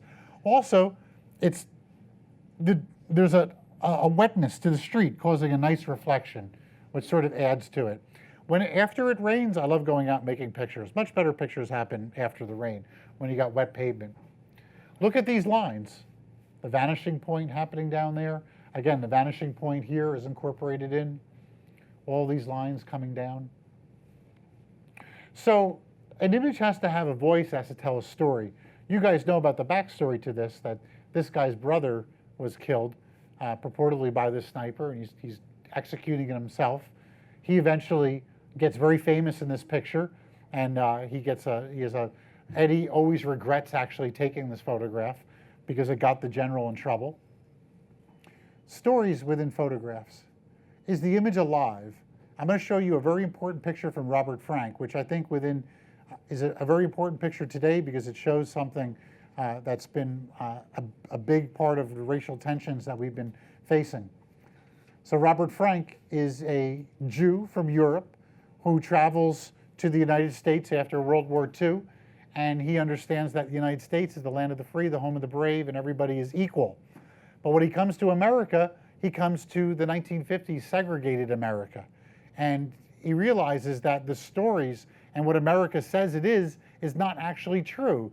There's hypocrisy, there's a lie. So he travels across country and he does a book called The Americans. The Americans book is a seminal book. It's one of the most important photo books ever written. And what he does is he points out specifically the quandaries of America. So this is the St. Louis streetcar in New Orleans, and it becomes the cover of The Americans. And it's an important book and an important picture. But let's just break it down. First off, aesthetically, look at the lines. Perfect rule of thirds, right? I mean, he's got that right on. And with these little boxes, each box tells a story. So let's start with, it's the St. Louis streetcar. So it's coming from the affluent Garden District, going through a poorer district, and then ending up in the French Quarter. So we've got this very affluent woman, and you can smell the snobbiness in her. She's looking at you down through her nose. Then we come to this interesting little white family here, dressed up, obviously a well-to-do family. The kid's got a bow tie. He's very proud. He's got a good look. Now remember, this is segregated America. The blacks got to go to the back of the car at this point in history. So all of a sudden, you've got the white subjects here, and then towards the back, you've got the blacks. And look at the forlorn look. Look at his look versus his look. You can tell that they're two different worlds. And then, of course, a woman who, I could imagine her like a Rosa Parks type. She's probably works in one of the Garden District homes as a maid. This photograph is beautiful. It tells a great story. And Frank uses these photographs and this story to pave the way towards the end of segregation and the civil rights movement of the 60s. Very important. You also have other tools to tell stories with. Now this is where we're really going to get deep. We're going to use time to tell a story. So this is Helmut Newton, taken outside of his studio in Paris. And I would like you guys, if you have a little bit of note paper, I'd like you to tell me, where was she right before this picture was taken? And don't say in the dressing room being styled. In a club? Because she's dressed up in a toxic, could be a lesbian? Just because of the gender bending, the wearing the tuxedo. Okay, anybody else? Story is that she's come out of a casino, and she was passing on secret messages to James Bond on the location of the Hydra laboratory. Where did I come up with that? I mean, it's just speculation. This image gives you clues and hints to show, like, she came out of a club. So you almost all unanimously said there was a club. So there could have been a club over here and she came out for the cigarette. You brought up she was a lesbian. She had a girlfriend maybe because she's doing a little bit of gender bending with wearing a men's tuxedo. So these are common themes that I've heard every time I do this exercise with people and show it. So what we've done is we're trying to explain, like, what clues can you give to show where they come from? Almost unanimously, people say a club or a casino. So the trick with this would be, like, where does she go afterwards? After she's gone, where does she travel after that cigarette is finished? Can we give clues to show what the next step in the photograph would be? Where she goes to after the photograph is taken? Well, maybe if she had some keys in her hand, or there was a car in the background, she would get in the car and drive away. So those are an element that we saw her before she stepped out and where she went afterwards. That's very complex imagery for one single picture, 1/60th of a second, and you're explaining what happened before that and what could happen after that. Probably she finished the cigarette and went back into the club and gave the secret plans to James Bond, and then she was shot by somebody else. You know, it's kind of these whole stories. This is really complex photography when you try to really tell an elaborate long story with it using visual clues. Talked a little bit about gesture before, and I want to show gesture once again. The kid here, this is all the gesture, the expression on his face. This is Io Electro from the Seattle suspect scene. Here the gesture is this look on her face. She could take out anybody. There is nobody tougher than her at that moment. And with that, and then you also notice the element here, that gun. What is that gun? It's some kind of like a space gun. And then of course we have Helmut Newton's girl holding that hand, the look in her eyes, looking down pensively. She's thinking about stuff. She's not happy. She's deep in thought. These are all gesture. If you can get those into your people, you've done a good job. Gesture in wildlife. Can gesture live in wildlife? This was shot in the Galapagos. I was photographing with Gabe Biederman, and I remember when I posted this, I quoted this guy saying, "Look at those two funny guys with the big cameras."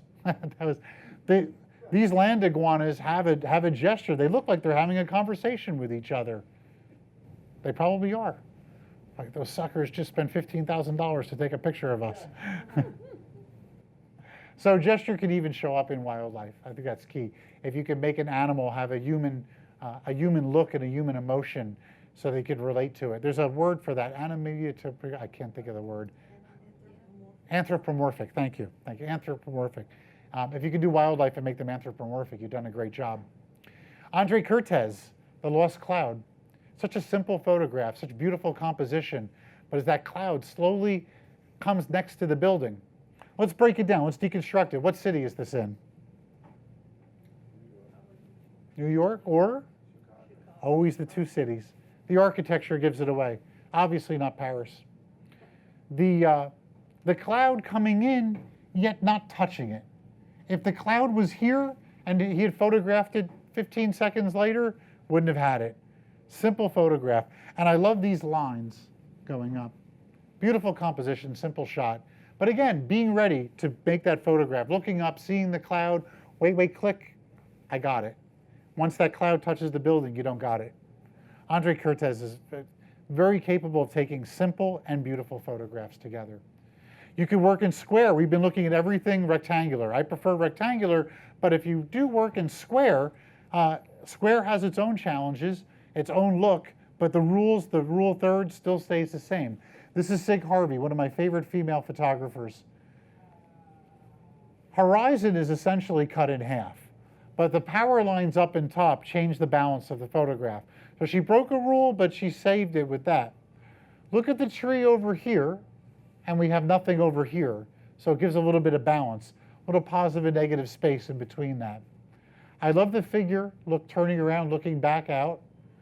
But look at the rule of thirds. Sig Harvey is a very exacting. She creates her photographs not spontaneously, she builds them up. Look at how the rule of thirds shows up in that mirror. Nothing is taken for granted in a Sig Harvey photograph. She works for everything. I'm sure she bent out these mirrors because that mirror really, that's too far out for a driver to use. So she bent that out to make it more complex. And then of course the nice palette, that dark red against the white. Sig Harvey will, she'll go to thrift stores and she'll collect clothes specifically for a photo shoot. So this is a self-portrait, the beautiful harmony of color with the gray, the rule of thirds, the yellow, the red, the colors. She's very conscious of the colors.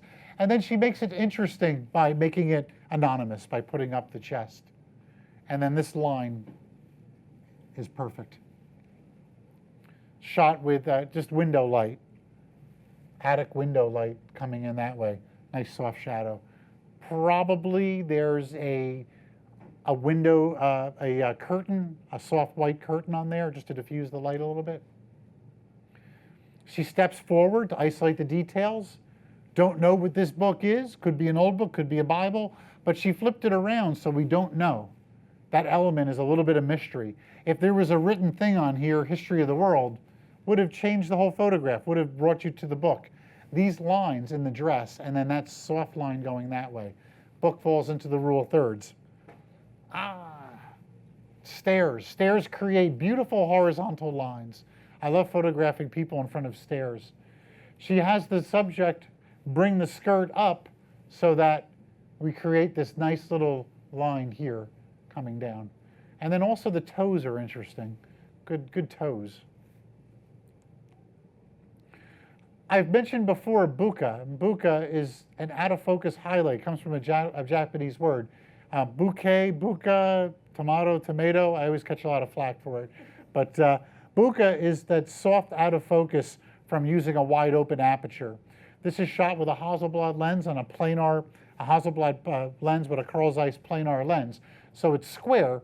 But the one thing that's interesting with this lens is that not all buka is created equal. Some people will say, oh, the buka on that lens is fabulous. Depending upon the number of aperture blades in the lens, it will change the buka. So this one is shot around, it's a 2.8 lens. I believe I shot it about f4. So you can actually see the blades of the lens. Hasselblads have a lot of blades in their lens, so they create a very good look. I know that you're familiar with like Leica lenses, and people get very snobby with Leica lenses.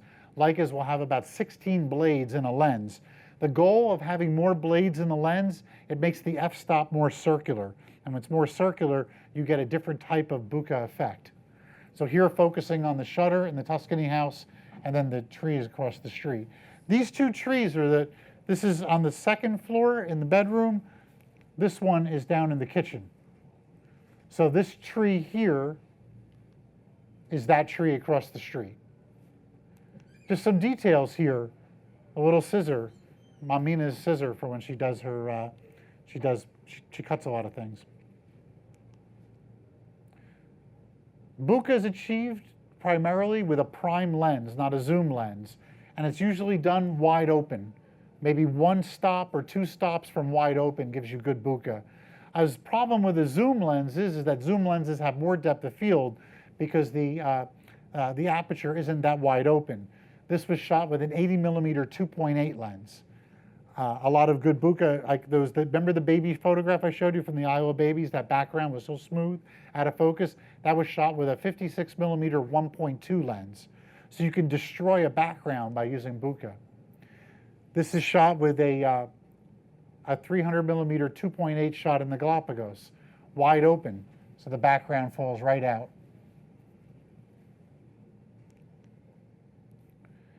This was shot with a 56mm 1.2 in the Iowa dolls again. So here the focus was done right on this doll. In front of it falls a little bit out of focus, the background way out of focus. I love that doll's face there. The rule with depth of field works like this. When you focus on something, you're going to have 1/3 in front of it and 2/3 behind of it in focus. So you always get a little bit more in the background and a little bit less in the foreground. So you can see how here it's sharp and here it's starting to fall off right in the front. And then it gets nice and soft as we go further back. Okay, so we're going to bring us to the compositional checklist.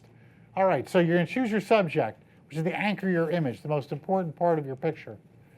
You're going to locate elements, directional elements that lead to your subject or away from your subject.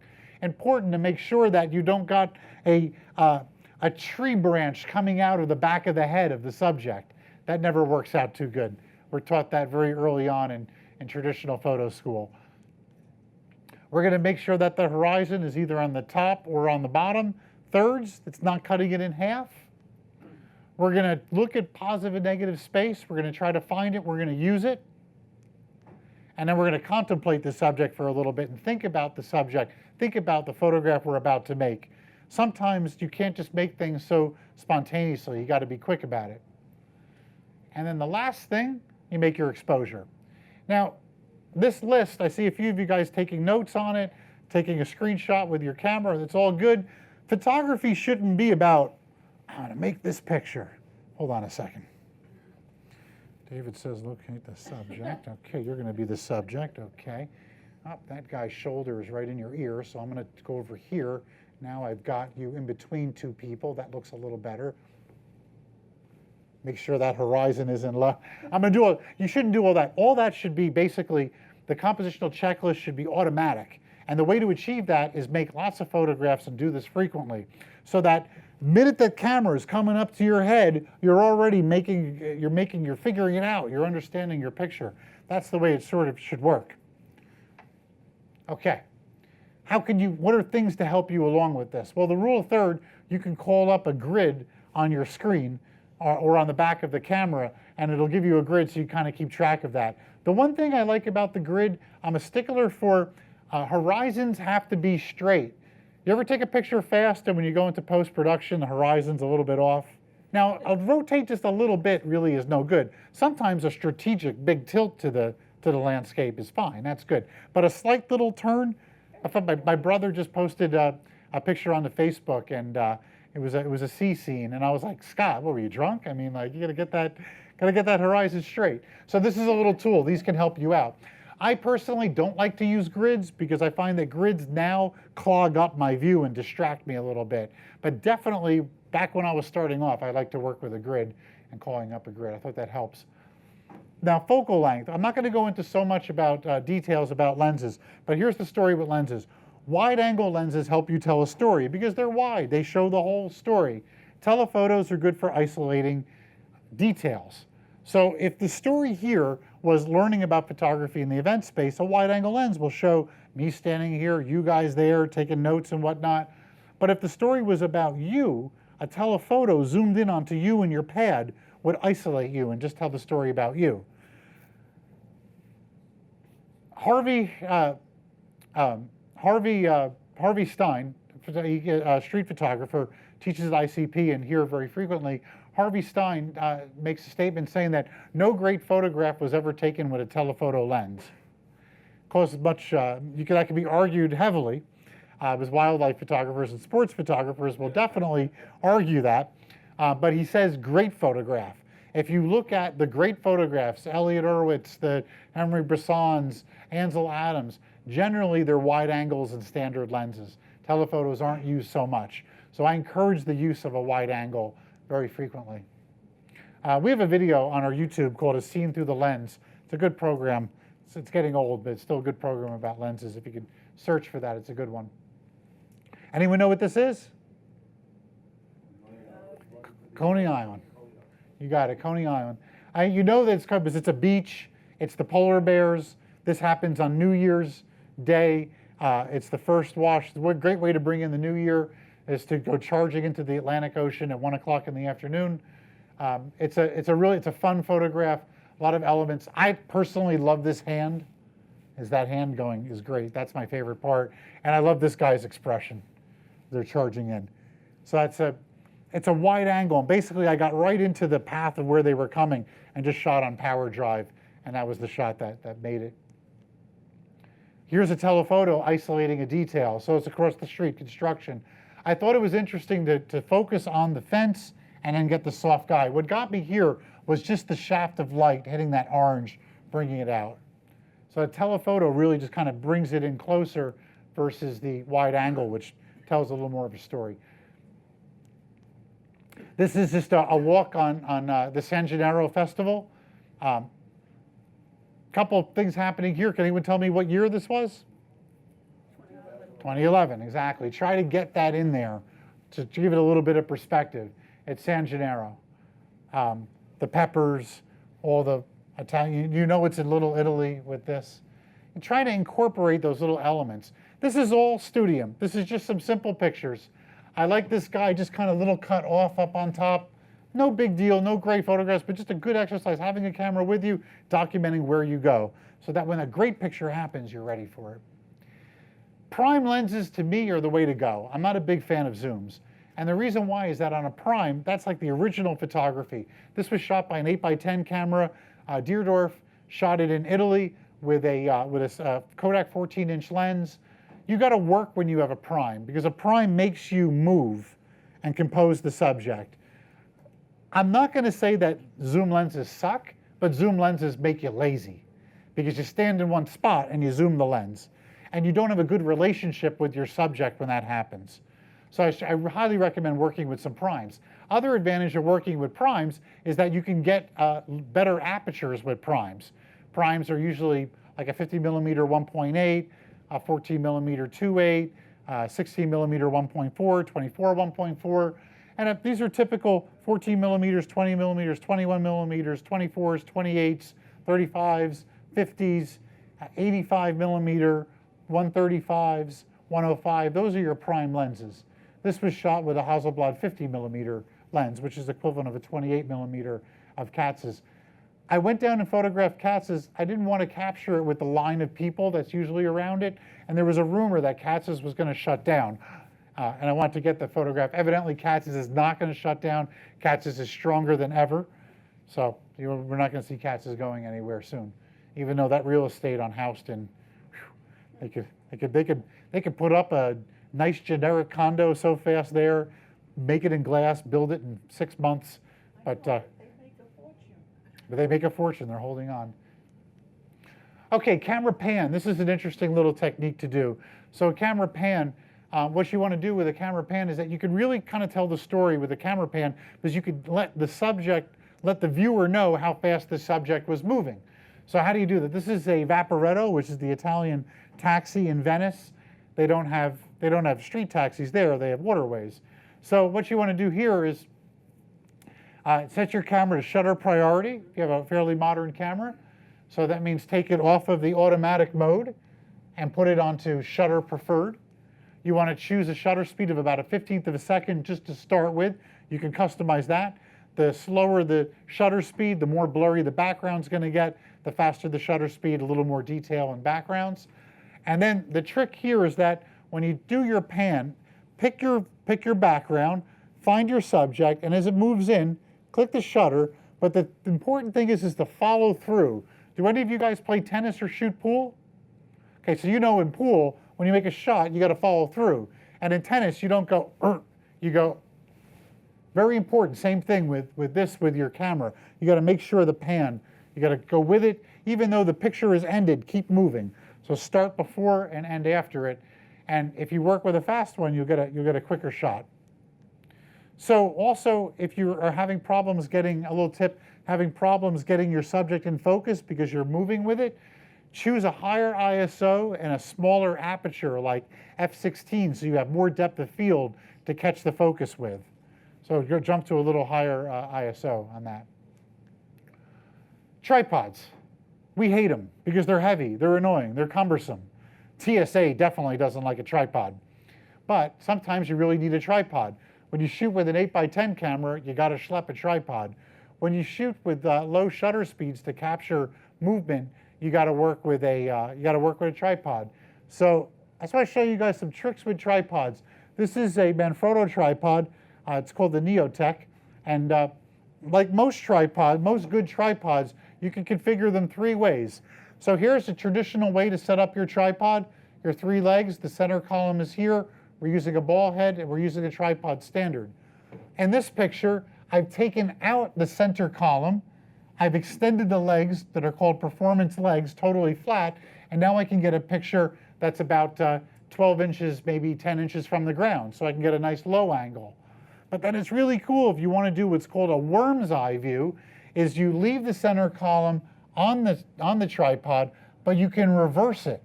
So now the lens is about an inch off of the ground. So tripods are actually quite complex. You can do a lot with them.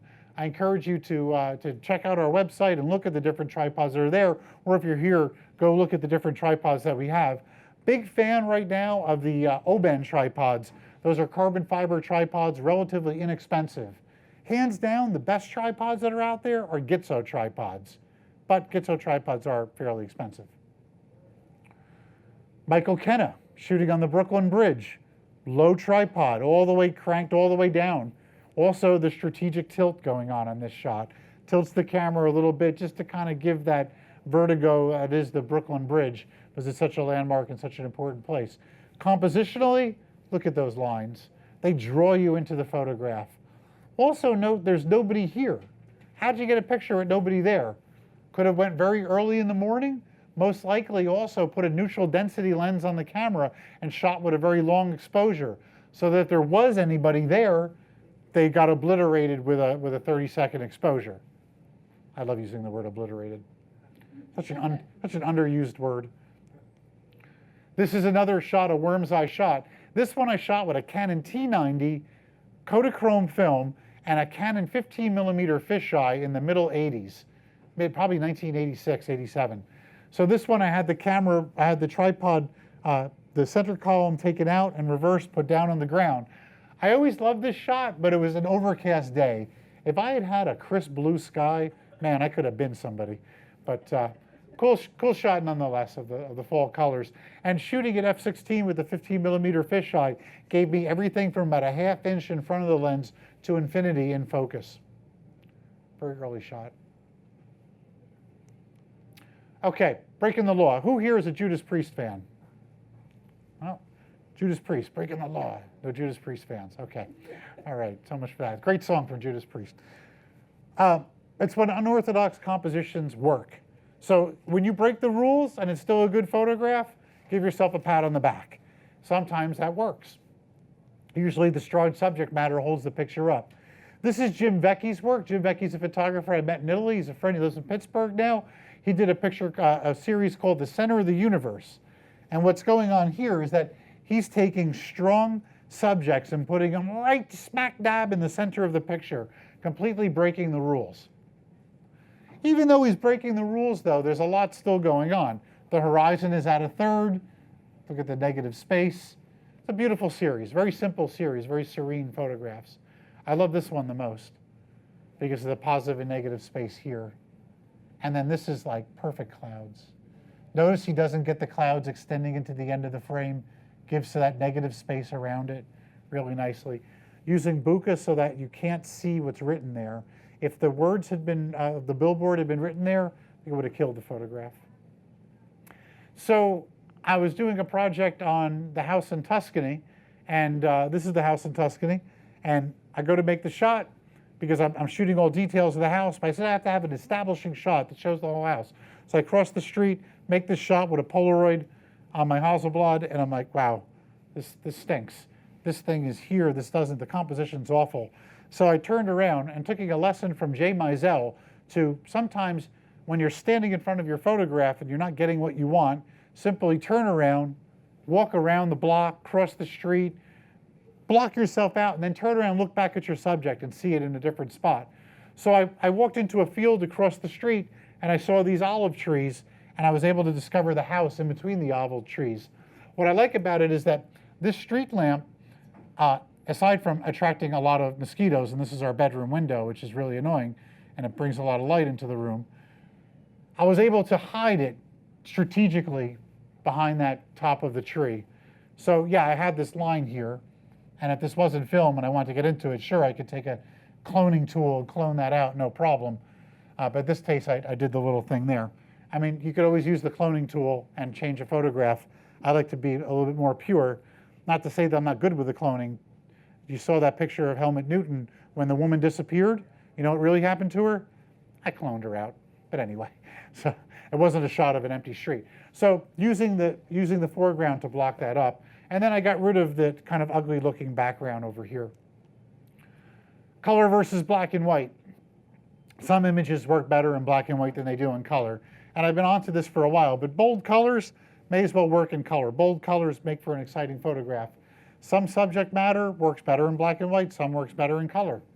Like if you went to a balloon festival on a beautiful day, you gotta work in color. One time in the fall, I brought the 8x10 Deerdorf camera and I did black and white fall colors.